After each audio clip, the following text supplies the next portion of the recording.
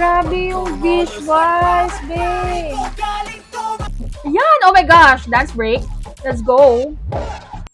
Ang hirap naman. Kailangan ng brain cells dito. Di pa naman din ako nakapagbaon. I'm very, very proud of them. And yeah, baka maiyak pa ako dito, te. Okay? Masyado.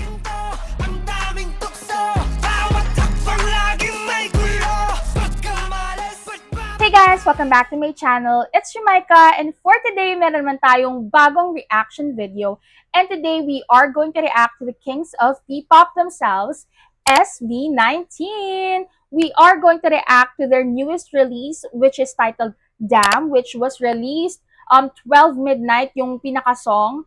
And nirelease naman yung music video this 12 p.m. And I'm very, very excited for this. And I've been anticipating this comeback from SB19, especially after Gento, the massive success of Gento. So I'm so excited to see what they can offer us. Kaya wag na nga natin tong patagalin. Let's get into the video. Okay, let's start. Yes, Wanzi Entertainment. Ano bang pakiramdam? Anong pakiramdam? Dati lang, payapa, malaya at puno ng pagmamahal ang lahat. Ooh. Naglaho ng dahil sa makamundong kasakiman. Paano Yung intro nila parang sobrang ano na agad, parang movie be. ang kapaligiran na ang kalaban?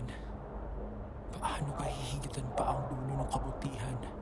Oh. Paano ba wawakasan ng isang bagay na hindi naman nagawang simulan? Walang simula? Not given a Ano bang beginning? pakiramdam? How does it feel? Oh my gosh! What? Okay, wait. So, napanood ko naman yung ano nito, yung teaser, and I was supposed to do a reaction video, pero masyado na ako na-excite. So, alam mo yun, pinanood ko na siya agad. So, I already know that the graphics will be giving this music video, and talagang feeling ko talagang pinaghandaan nila to kasi mala Harry Potter na sabi nila Game of Thrones yung vibes. And what I seen that long like bridge, ang naalala ko sa kanya is yung bridge sa Thor. If you are a Marvel fan, you know what I'm talking about. And it's just so magical. Parang ang ganda-ganda. Ang ganda. Nakaka-excite. Kasi parang grabe yung quality ng music video nila.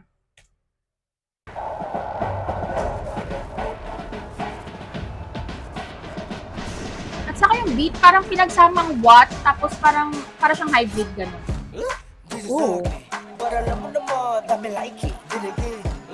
Kasama heck? kahit na ano pa yan, come bite me. What you gonna do pag may dumating na maitim na ulap ako kikiligin. Tututok sa positibo ay I love this part from Josh. realidad na ang harang agad nagising. Yan! Love ko tong part na to ni Ken. Yung part na to.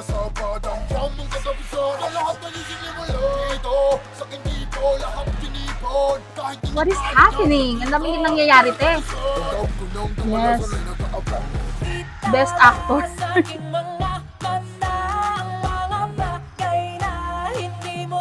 Yan, ang gwapo ni Stel B.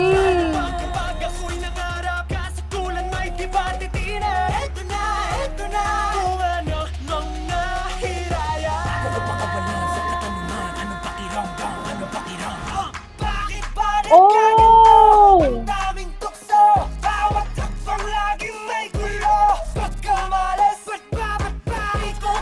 Wait. Ang ganda nung execution nung dance sequence. Kasi diba syempre sa music video, pinapakita yung scene ng music video and everything. Tapos syempre meron silang ini-insert na clips of them dancing the choreography to the song.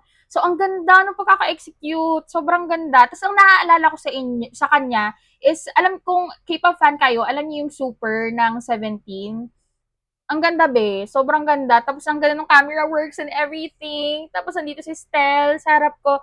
Ay te, grabe. Bongga tong music video na to. Parang siksik talaga lahat nung parang mabubusog yung mata mo pag pinapanood mo yung music video nila. Galing tumakbo, dito lang ako, kasalanan ko lahat ng to. Oh my gosh! So is there an evil Stel and a good Stel? Two seas, I'm all ears with two hands. Wait. What is happening? Be, kita niyo yan? Si Pablo at saka Ken? Alam niyo yan guys, if nanonood kayo ng mga reaction video ko. Si Ken yung bias ko, tapos si Pablo naman yung bias wrecker. And for me, this past few days and months, parang nahatak talaga ako ni Pablo. Lalo na nung nag-solo siya, like every song was giving. And wala, tuwang-tuwa talaga ako kay Pablo. And of course, si Ken, chicken pa rin naman ako. Pero talagang nahahatak ako ni Pablo eh.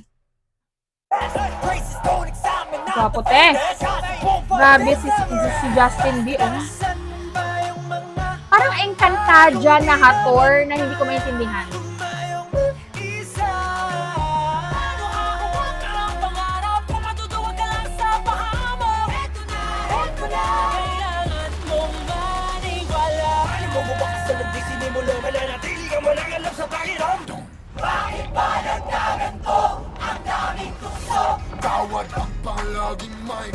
Grabe yung visuals, babe. Gwapo ni Diyos, oh.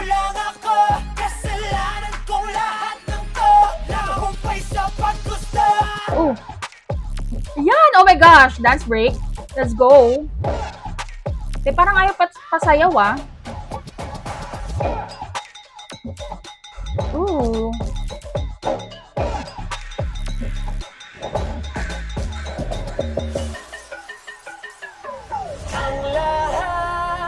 What the heck? Nakalabas na siya, te. Uy, si Kenbe!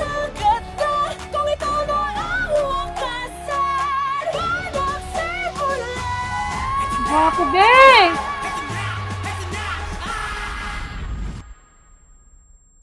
What? Ang hirap naman, kailangan ng brain cells dito. Hindi pa naman din ako nakapagbaon.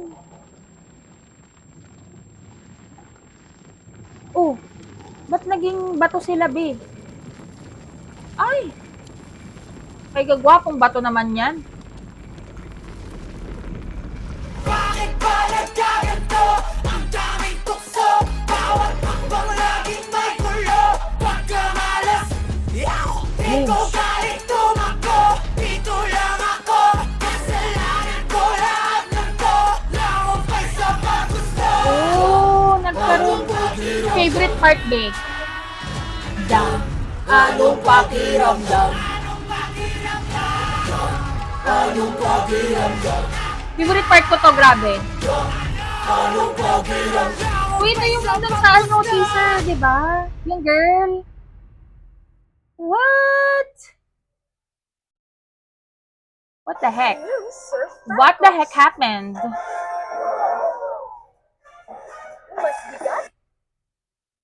Okay. Binaano ko. Nabitin ako, te. Bakit? Dapat siguro mga 24 hours yung char. 5 minutes, pero parang ang saglit lang, te. Like natin yan. Okay, ang ganda, be. Parang feeling ko talaga kailangan dito ng ng brain cells na wala ako today.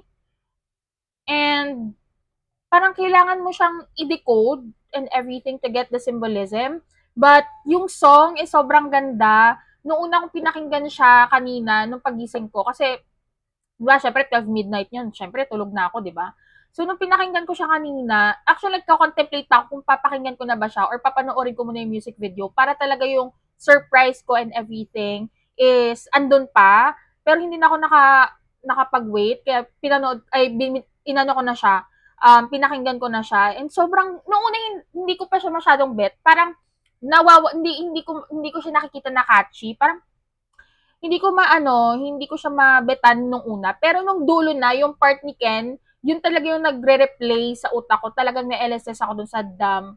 Anong pakiramdam? Ang ganda ng part na yun. Lalo na yung boses niya na malalim. Like, sobrang galing. Sobrang ganda ng boses ni Ken. And of course, all the boys were wonderful. And gustong-gusto ko rin yung part ni Josh. Saan ba yung part na yan?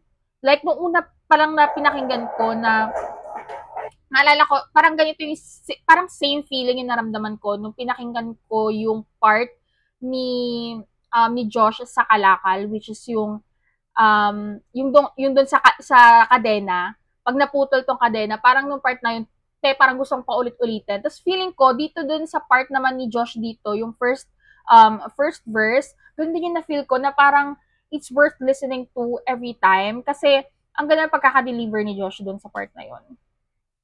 Saan ba yung part na yun, girl? Sa mais. Yan. Kaya kambay me. Tsaka natuto pag may dumating na maitim na ulap ako kikiligin. Tututok sa positibo ay bakalang papraning. Kasi pag realidad, ang harang, lagi nagising. Kasi parang yung flow nung kanta, yung flow nung rap is so seamless and parang yun yung nakakatch ng attention ko. Tapos bigla pa siyang sinundan ni Ken ng deep voice. Tapos yung beat niya is done ta-na-na-na-na-nan. So parang nakaka-LSS siya.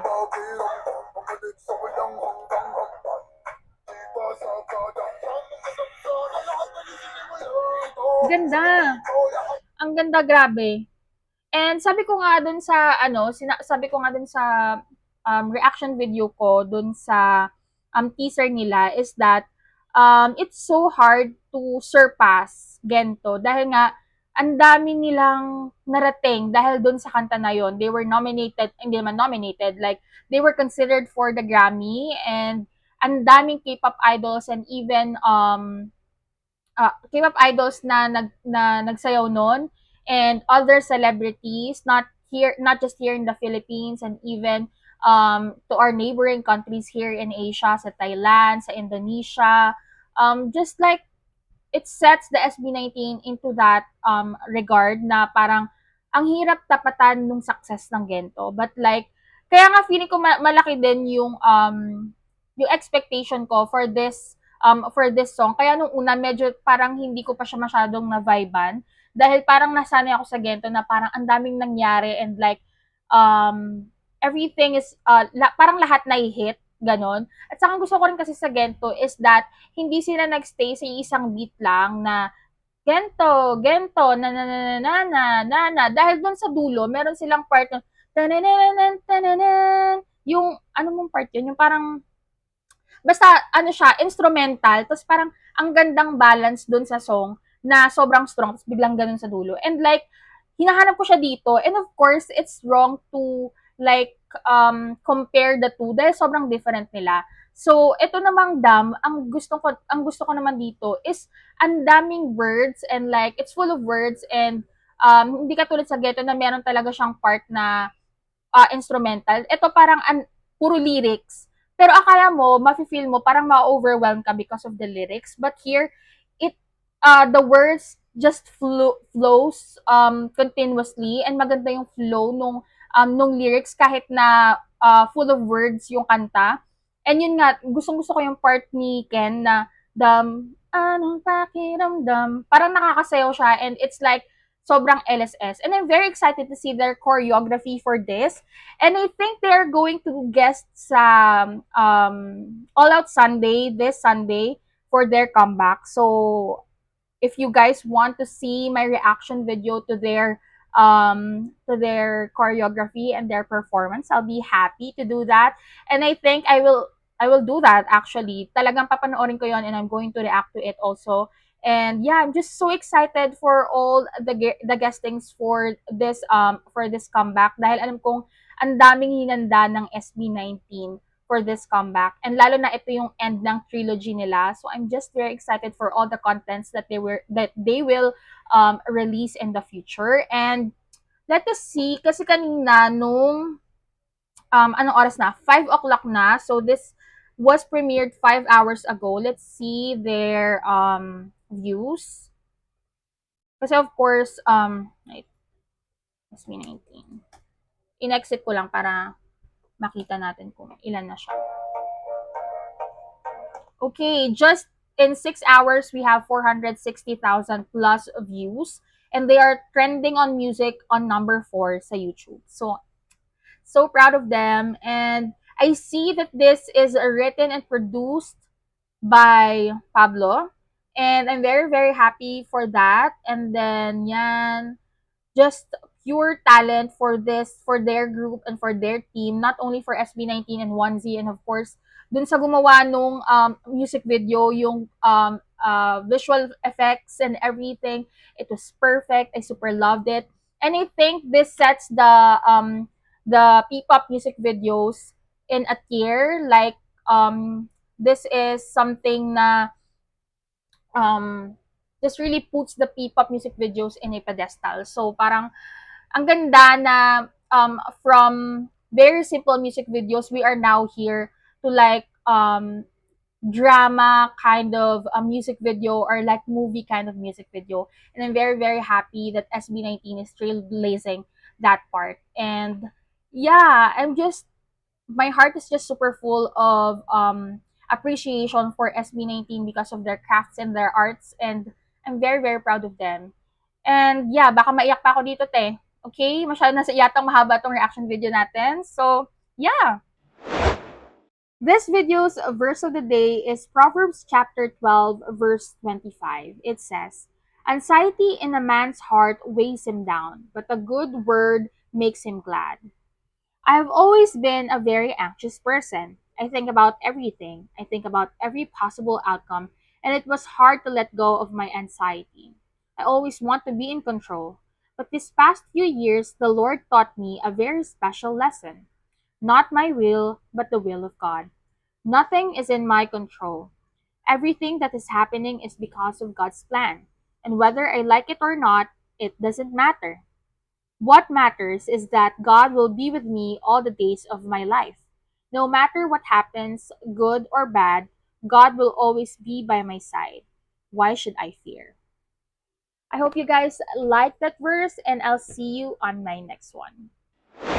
So I guess that's that for this video, and I hope you guys liked it. And if you did, click the like button down below, and you can also subscribe to my channel and click the notification bell down below para ma-notify kayo every time I'm going to post a new video. And you can also comment below what you guys think about this video, what you guys think about the music video of SB19, and ano yung favorite na part nyo doon, may it be on the music video or just the song. And for me, my favorite part of the song is Ken's verse. Dun sa last part, kanina ko pa sinasabi, yung anong pakiramdam. Yan yung gusto kong part. And then, for the music video, I love the part where Stel was able to escape the mirror. So parang, ang dami nangyayari. I super loved everything. And I'm very, very happy and I'm very satisfied with the comeback of SB19. And I hope you guys are too. And I hope I'll see you guys on my next video. And yeah, I hope you guys liked it, and I'll see you on my next one. Bye! Two scenes, I'm all ears with two hands. Wag nyo kung hamunin. Hear my